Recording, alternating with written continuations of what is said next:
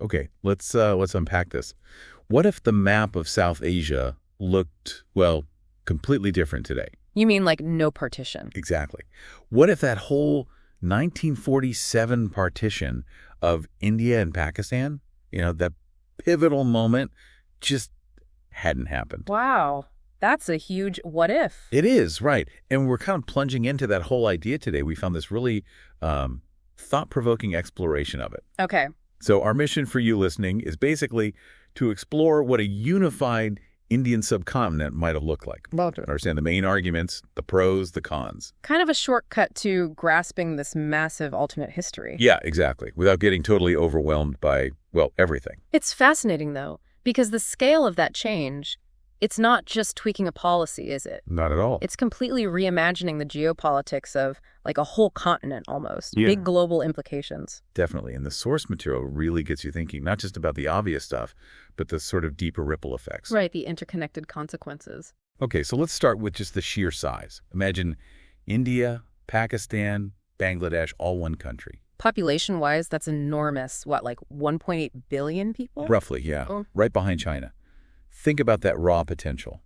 A massive domestic market, huge talent pool. That kind of demographic weight, it's got to translate into global influence, right? You'd think so. Yeah. And economically, what does that look like? Well, connecting that population to the economy, the source we looked at suggests a potential combined GDP somewhere in the $10–15 trillion range. Wow. Okay, put that in perspective for us. We're talking about being right up there with, say, China or the United States, a major economic power. And it's not just the size, is it? It's the potential synergy. Exactly. Like the agricultural resources from one area combined with manufacturing hubs in another. Yeah. You could see these really powerful industrial corridors emerging. Yeah, and this is where it gets really interesting for me, the cultural side. Oh, right. Instead of separate Bollywood and Lollywood, just one massive entertainment industry. Imagine the kind of films, the music. That fusion could have created something totally unique. Totally. And, okay, can you even picture the cricket team?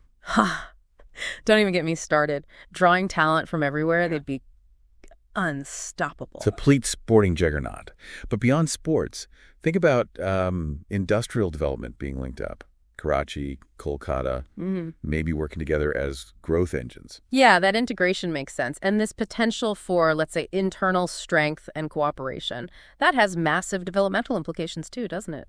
Especially if you avoid the conflict. Oh, definitely. The source really emphasized the cost of the actual wars. Trillions, potentially, spent over the decades. Trillions. Think about the opportunity cost of that. Not just the obvious things like schools or hospitals, but everything else. Right, redirecting those huge sums, not buying tanks, but building universities, vocational centers.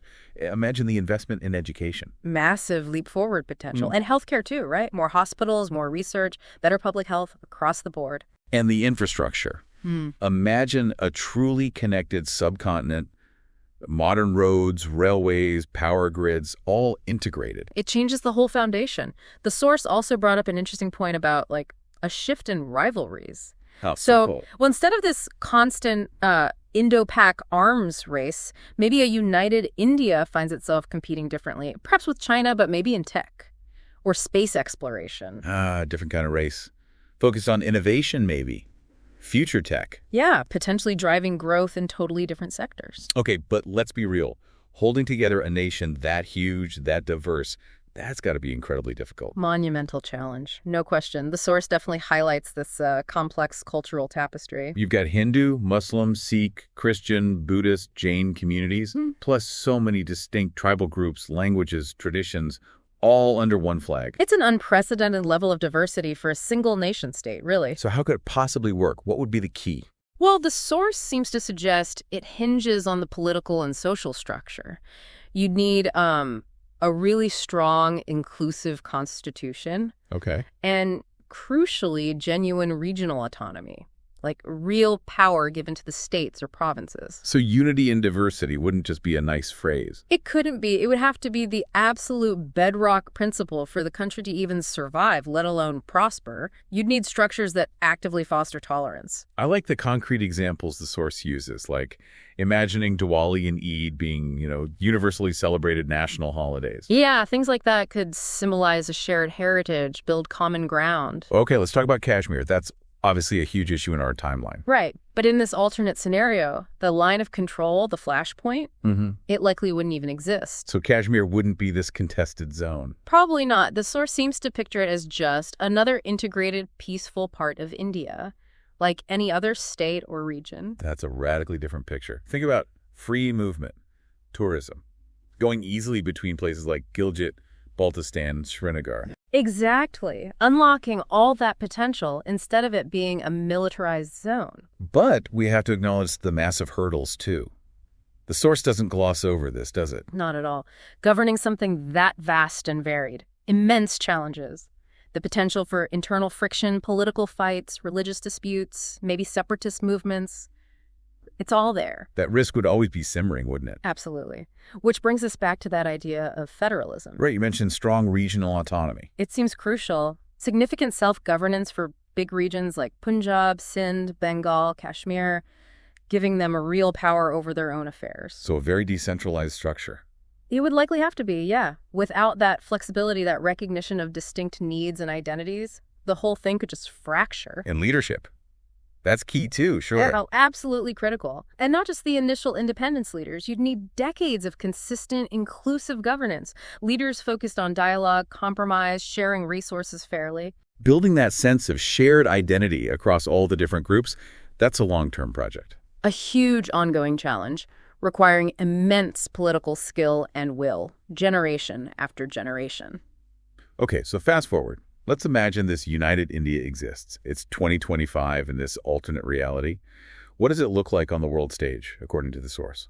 Well, given the size, the economy, the assumed stability, it's very likely it would be a nuclear power. Okay, makes sense. And probably a permanent member of the UN Security Council, too, wielding significant global influence. Right, a major player. And on a lighter note, the cricket team. Yes, the source probably mentions that again. Unquestionably the dominant force in world cricket. A true superpower there. No arguments there. But seriously, leadership in other sectors. Very likely. Think technology, agriculture feeding its huge population, and exporting entertainment, education, leveraging all that combined talent. Okay, and the region itself, South Asia. Without the constant India-Pakistan tension, you'd expect much greater stability, more prosperity across the board. Less conflict, more cooperation, maybe. Potentially, yeah. More regional trade, joint projects. The source even floats the idea, maybe a bit speculatively, of this united India leading some kind of broader Asian union. Like an EU, but in Asia, led by India. Something like that. Fostering economic and political integration. That would be a massive geopolitical shift. So just to kind of wrap this part up, we've imagined this world without partition. A potential superpower, huge economy, maybe faster development because of peace. A different cultural landscape, a peaceful Kashmir. But also we've hit on the massive, massive challenges of keeping something so diverse together. Governance, internal conflicts, the need for strong federalism and leadership. It's a real balancing act. This whole deep dive forces you really to ask that fundamental question. Could it actually have held together? Yeah. Could this incredibly diverse entity truly have stayed unified under all the pressures, internal and external? And even if it could, would the benefits, the economic power, the potential peace, would they have genuinely outweighed those immense difficulties? It's a tough one. There's no easy answer. It really makes you think about unity versus division, doesn't it? The forces that pull nations together or tear them apart. It definitely gives you a new lens, I think, for looking at the history of the subcontinent and even its current dynamics. Absolutely. Thinking about those choices made back then and how differently things might have unfolded, it's a powerful thought experiment.